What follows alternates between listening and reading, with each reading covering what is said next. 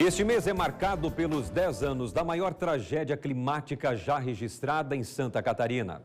Em 2008, após as fortes chuvas, 63 cidades decretaram situação de emergência e 14 estado de calamidade pública. Os números são ainda mais assustadores: 135 mortos e mais de 1,5 milhão de pessoas atingidas. A enchente deixou marcas no povo catarinense. Uma década depois, o Balanço Geral exibe uma série de reportagens relembrando como tudo aconteceu, o que mudou de lá para cá na prevenção de desastres e principalmente as histórias de um povo que a marca é a superação.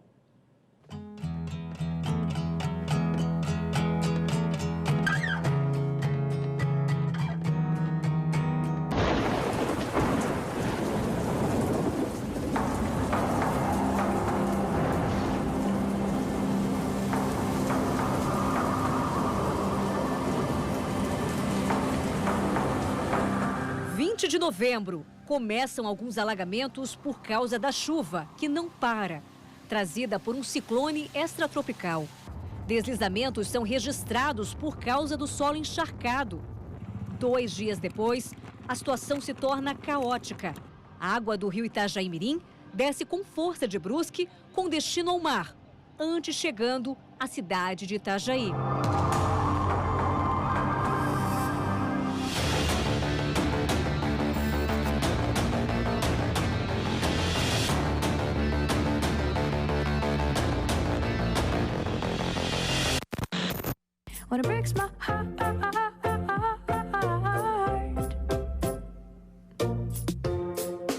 Era sábado, dia especial para Franciele e o então noivo Luiz Fernando, o dia do casamento.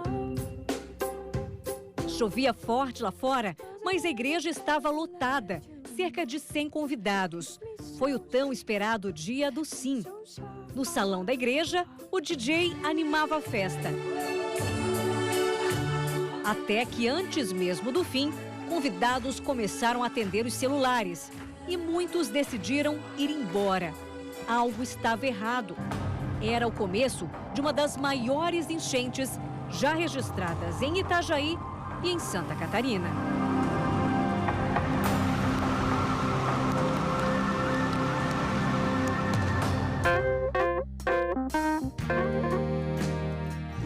Agora, 10 anos depois, voltam à capela onde foi celebrado o casamento, no bairro Espinheiros, em Itajaí.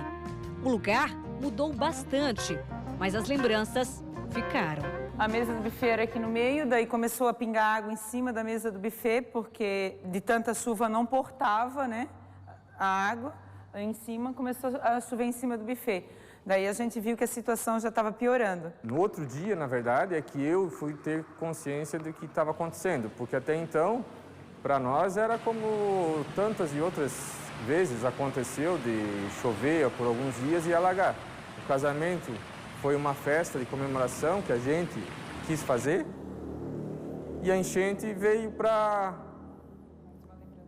fazer uma lembrança não tão boa, mas que com certeza vai ficar pro resto da vida.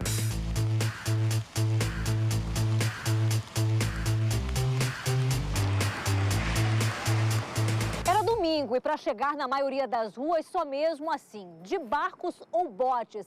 Ficou difícil até mesmo fazer a cobertura jornalística. Quase toda a cidade, cerca de 80%, ficou embaixo d'água.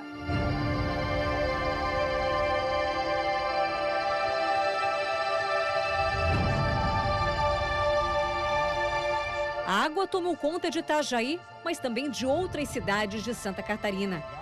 Mortes. No Morro do Baú, em Ilhota, pessoas morreram soterradas. Rodovias como a BR-101 desapareceram. Carros ficaram submersos. Crateras se abriram. Em Navegantes, em Camboriú, a enchente foi destruidora na região do Vale do Itajaí. Em Blumenau, imagens que chocaram o Brasil. As equipes de reportagem da RIC TV Record também enfrentaram dificuldades. Nosso cinegrafista também tem dificuldades para descer, mas a gente vai indo. Para acessar as ruas, só com embarcações ou em helicópteros das Forças Armadas. A repórter Jamile Cardoso lembra bem como foi cobrir uma das maiores tragédias de Santa Catarina. Falou, em 2008, eu lembro de tudo aquilo que aconteceu, já vem na minha cabeça aquelas imagens das pessoas pedindo socorro, das casas alagadas, dos morros desabando, da lama por tudo quanto é lado. Muitos dos nossos profissionais tiveram as casas atingidas e não tinham como chegar até a emissora. Eu, inclusive, tinha a minha família atingida também pela enchente. Os meus pais moram na cidade de Blumenau e eles moram perto de um ribeirão também. A casa deles foi atingida. Eu nem conseguia praticamente falar com eles, conversar, saber como é que estava a situação da minha família naquele momento. E naquele ano, antes de novembro, em junho, o meu pai tinha sofrido um infarto. E quando veio a enchente, ele estava sozinho em casa, sem poder mover uma palha, sem retirar um móvel do lugar.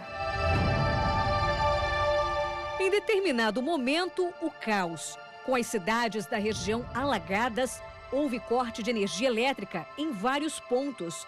E a comunicação por telefone fixo e celular foi comprometida. Foi aí que os radioamadores se mostraram tão importantes. Para a informação do nível do rio Itajaí, câmbio.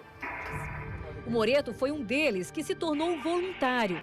Como também era técnico da Defesa Civil, ele conseguiu ajudar ainda mais. Moreto usou os equipamentos para conseguir informações sobre o nível dos rios Itajaí-Mirim e Itajaiaçu.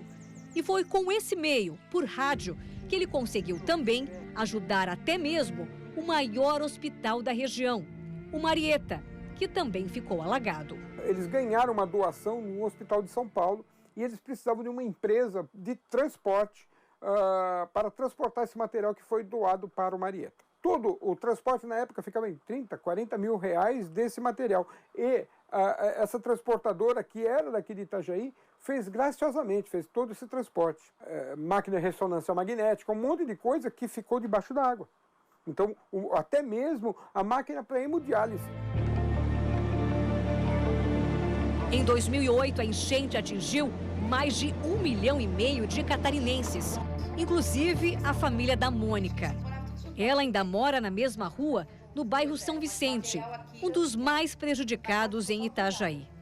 Mas depois de perder tudo na tragédia, ela conseguiu realizar o sonho de comprar uma casa de 2 pavimentos para fugir de alagamentos futuros.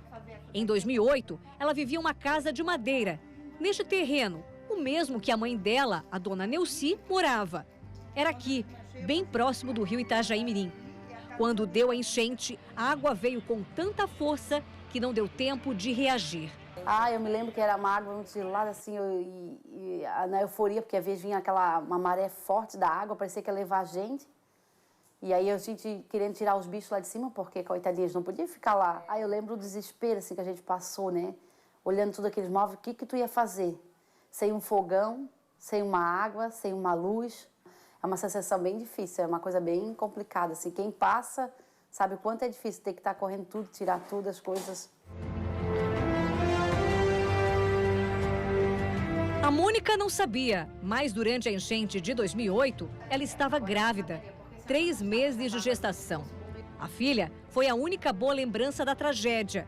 A mãe da Mônica, dona Neuci, não consegue esquecer dos dias em que perdeu tudo.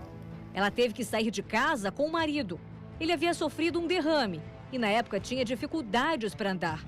Toda a família buscou abrigo em uma laje de uma construção, junto com outras pessoas que também perderam tudo. O banho foi o mais difícil. A gente tinha uma bacia e um balde, a gente enchia aquela água ali, até banheiro, tá? Foi difícil. E água começou a faltar e é só um milagre de Deus mesmo, que isso ali é coisa de Deus, que eu acho que as pessoas, o egoísmo, né? O ódio, isso aí tudo fez a pessoa enxergar que tudo que a gente tem nessa vida não leva a nada. Não leva a nada. A minha vida, tudo que eu construí, se foi. Nessa enchente, se foi tudo. Lembranças, fotos, coisas antigas que eu guardava, do tempo do meu pai, entende? E tudo aquilo ali foi embora. É como se tivesse assim, ó, pegasse um papel, uma borracha, apagasse tudo e ficasse em branco. Foi assim que a gente sentiu.